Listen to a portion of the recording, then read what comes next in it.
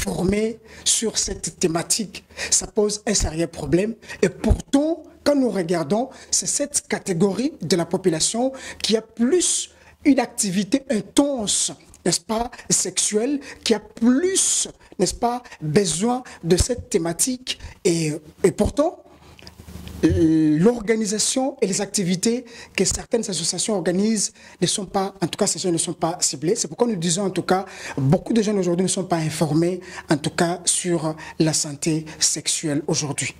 Alors, cette fois-ci, parlons des femmes et jeunes filles particulièrement, celles qui sont en situation de handicap, qui se voient refuser leurs droits en santé sexuelle, qui est un droit fondamental et tout.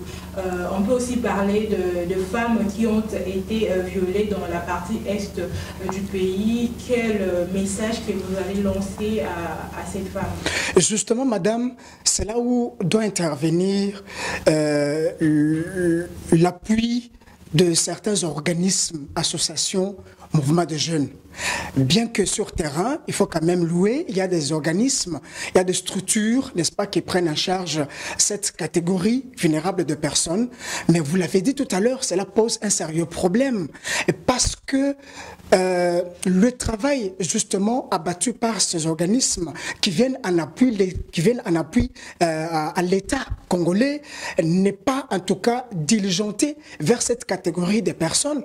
Et pourtant, c'est le travail que certaines associations, certaines structures qui s'occupent de femmes handicapées, de jeunes filles handicapées, vous l'avez dit, il y a même des femmes qui sont violées, qui restent des années suite au traumatisme subi et par ces actes qui restent comme ça, et pourtant elles doivent jouir de leur bien-être sexuel, comme vous l'avez dit. À ce niveau-là, nous interpellons les structures parce que l'État ne sait pas tout faire.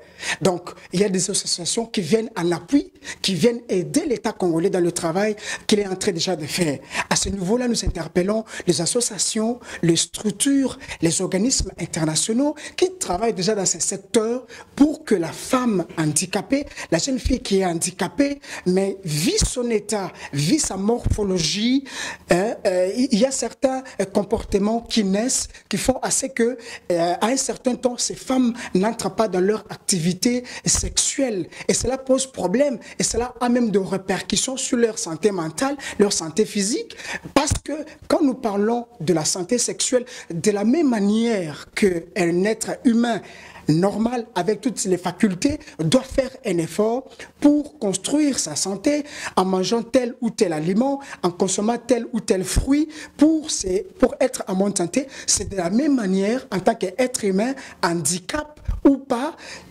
doit faire un effort pour construire sa santé, surtout sa santé sexuelle, ce qui n'est pas le cas pour cette catégorie de personnes. Voilà pourquoi nous interpellons les associations, nous interpellons les structures féminines, les structures engagées pour l'encadrement de cette catégorie de personnes, d'intensifier cet aspect qui, à un certain temps, devient comme tabou, même pour cette catégorie de personnes majeures, alors qu'on doit avoir le temps de les conscientiser que vous êtes des humains, vous avez toutes les facultés, vous devez faire un effort pour consommer et être dans le bien-être sexuel, avoir une bonne santé sexuelle, et cela aussi aide à leur état physique. Alors, nous allons finir avec cette question qui est curieuse. À quel âge précisément peut-on initier un enfant à l'éducation sur la santé sexuelle? Madame, vous savez, actuellement, avec la vitesse de la nouvelle technologie de l'information, de la communication, aujourd'hui, avec l'innovation de téléphones portables, l'Internet qui est là, ainsi de suite, les réseaux sociaux, on s'est dit actuellement, il n'y a pas un âge approprié pour déjà commencer à apprendre la sexualité à l'enfant, bien que nous, en tant qu'Africains, en tant que Congolais, et parfois certains parents trouvent ces sujets tabous, et quand on reste fermé sur soi-même, on a peur d'enseigner, on a peur de faire voir à son enfant, on donne l'occasion à l'enfant d'aller apprendre ça ailleurs, ce qui n'est pas aussi bien. C'est pourquoi je dis actuellement, il n'y a pas un âge approprié, mais je vais exhorter à tous les parents qui me suivent, les tuteurs, c'est justement à l'âge où l'enfant, n'est-ce pas, qui est enfant, découvre que ça c'est bien, ça c'est mauvais.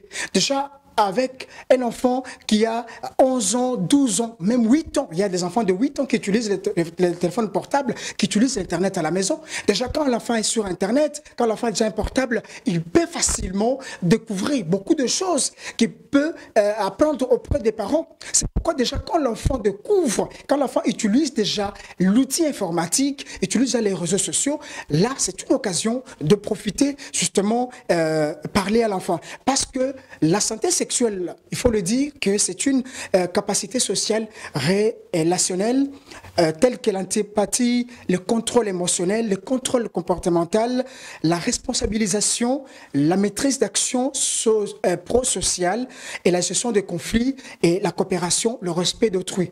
Déjà, avec ces définitions, vous pouvez comprendre que quand l'enfant est déjà dans cette marmite, l'enfant peut facilement, n'est-ce pas, tendre ses mains, tendre ses branches pour apprendre de gauche à droite à travers, juste avec son téléphone portable.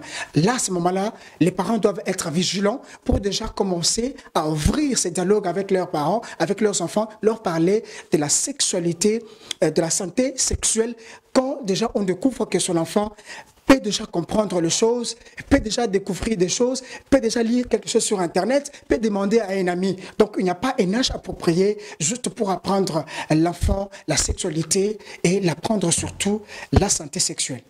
Merci beaucoup, M. Patrick, de répondre à nos questions. Merci. Merci beaucoup, madame.